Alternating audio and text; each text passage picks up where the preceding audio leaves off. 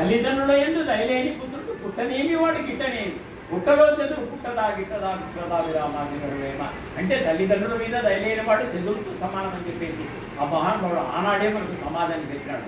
Brown గారు అతని పద్యాలన్నింటి తీసుకొని వచ్చేసి మన సమాజానికి ప్రపంచానికి పరిచయం చేసిన మహానుభావుడు బ్రౌన్ గారికి మనము కృతజ్ఞతలు తెలపాల్సిందే. మరి అదే కోవలోనే దానకరుడు గుడ్డా వెంకటరెడ్డి గారు మన రాయలసీమలో విపరీతమైన కరువు వచ్చినప్పుడు ప్రతి ఒక్కరికి కూడా అన్నదానం చేసిన మహానుభావుడు. ఇటువంటి వాళ్ళు కూడా ఎందరో ఉన్నారు మన సమాజంలో ఇప్పటికీ అక్కడక్కడ. మన ధర్మంలో కూడా ఈనాటికి కూడా వాళ్ళు కనీసం అంటే కూడా 40 ఎకరాల ఆస్తి కూడా ఇప్పుడు కూడా అన్నదానం చేస్తున్నారు. అటువంటి వాళ్ళు అక్కడక్కడ ఉన్నారు కాబట్టి ఆ ధర్మాత్మలు ఉండడం వల్లనే ఈ సమాజము సూర్యచంద్రులు ఉన్నంత వరకు కూడా వాళ్ళ పేరు వినపడుతూనే ఉంటాయి. మరి అదే కోవలనే ఈ మహానుభావుల గురించి చెప్పాలంటే చాలా చాలా పెద్ద మహానుభావుడు. కనీసం అంటే కూడా కాంగ్రెస్ వల్ల అతన్ని సత్తా ఇచ్చాడు సుభాష్ చంద్రబోస్ కానీ. 30 సంవత్సరాలు విదేశాల్లో ఉండి ఆజాదీ హింద్ ఫౌజ్ సైన్యాన్ని ఏర్పాటు చేసుకుని బ్రిటిషర్లు గడగడలాడించిన మహానుభావుడు సుభాష్ చంద్రబోస్ గారు. మరి అదే కోవలోనే సర్దార్ వల్లభాయ్ పటేల్, కనీసం సర్దార్ వల్లభాయ్ పటేల్ స్వతంత్రం వచ్చే రాకముందు ఎంతో దేశం కోసం పనిచేసిన మహానుభావుడు. ఆయనకి కనీసం అంటే కూడా దేశం మొత్తం మీద 15 ఓట్లు ఉన్నాయి. 15 ఓట్లు ఉంటే 13 ఓట్లు సర్దార్ వల్లభాయ్ పటేల్కి వస్తే నెహ్రూకి 1 ఓటు కూడా రాలేదు.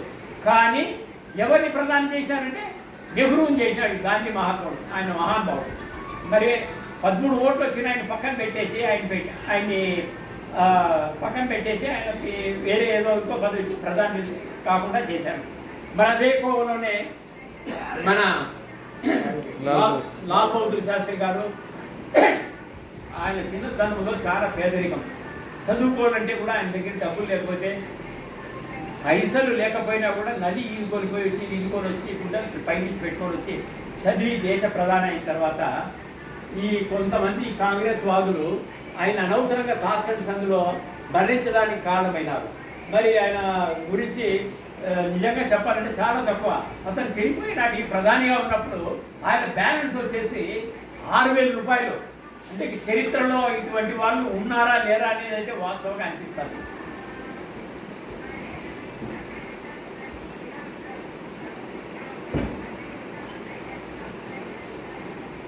మరి మనము వాళ్ళని మనం ఆదర్శంగా తీసుకొని మనం ఇప్పుడున్న సమాజంలో మన కోసం మన దేశం కోసం మనమైతే ఖచ్చితంగా పోరాటం చేయాల్సిందే, ప్రయత్నం చేయాల్సిందే. వాళ్ళే మనకు గురువులు. ఎందుకంటే వాళ్ళని చూసి మనం నేర్చుకొని ఈ సమాజంలో మనము సమాజాన్ని ఎలా ముందుకు తీసుకుపోవాలి, సమాజాన్ని ముందుకు తీసుకోవాలంటే ఒకటే, రిజర్వేషన్ అనేటివి ఈ దేశానికి ఇప్పుడు పనికిరావు. ఒకనాడు పనికి వచ్చినాయి కానీ ఇప్పుడైతే రిజర్వేషన్ పనికిరావు. దాని మీద మనం వీలైతే అంత ఖచ్చితంగా కలిసి పోరాటం చేయాల్సిందే. పోరాటం చేస్తే కొంతకాలానికైనా కూడా మనకు న్యాయం జరిగేదానికి అవకాశం ఉంటుంది. ఆ మహానుభావులను దయ వల్ల ఈరోజు మనమంతా ఈ స్వాతంత్రాన్ని అనుభవించుకుంటున్నాం. వారికి మరొక్కసారి పాదాభివందనం. మరి అదేవిధంగా రాయలసీమని మనకు 70 ఏళ్ళ నుంచి కూడా మనకు మోసం చేస్తూనే ఉన్నారు. ఏ రాజకీయ నాయకుడు వచ్చినా కూడా రాయలసీమ రైతు అంటాడు, రాయలసీమను మోసం చేస్తున్నాడు. మనం ఒక నినాదంగా తీసుకొని 65% రైతులు ఉన్నారు మనకు. 65% ఒక పార్టీగా ఏర్పాటు చేసుకొని రాయలసీమ రైతు రాజ్యం అనే పార్టీని మనం ఏర్పాటు చేసుకుంటే భవిష్యత్తులో అంత లెక్క తిరిగి మన మన మన రాయలసీమ బాగుపడుతుంది, మన రైతాంగం బాగుపడుతుంది, మనకు ప్రతి పంటకు గిట్టుబాటు ధర వస్తుంది.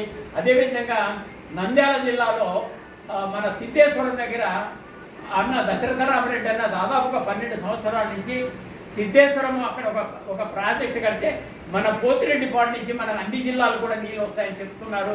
కానీ ఏ ప్రభుత్వం కూడా ఈ 15 సంవత్సరాల నుంచి పట్టించుకోలేదు. దాని అందరికీ మనం సపోర్ట్ చేస్తూ మనం రాయలసీమ వాసులందరము కలిసి మన రాయలసీమ రైతు రాజ్యం కోసము, సిద్ధేశ్వరం ప్రాజెక్టు కోసము, రైతులకు గిట్టుబాటు ధర కోసము ప్రతి ఒక్కరు మనం ప్రయత్నం చేస్తే కనీసం 10 ఏళ్ళకైనా కూడా మనకు న్యాయం జరుగుతుంది. రేపు పొద్దున మేము ఉండకపోవచ్చు, భావి తరాలకి ఉపయోగపడుతుంది. లేదు ఈ రాజకీయ నాయకులు మనం నమ్ముకున్నామంటే ఇక 100 ఏళ్ళైనా కూడా మనకి ఇదే గతి పడుతుంది. కాబట్టి మనం ఒక అడుగు ముందుకేసి మన రాయలసీమ రైతు రాజ్యాన్ని స్థాపించుకుంటేనే మన రాయలసీమ బాగుపడుతుంది, మన పిల్లలందరూ బాగుపడతారు, మన రైతాంగం అంతా బాగుపడుతుంది.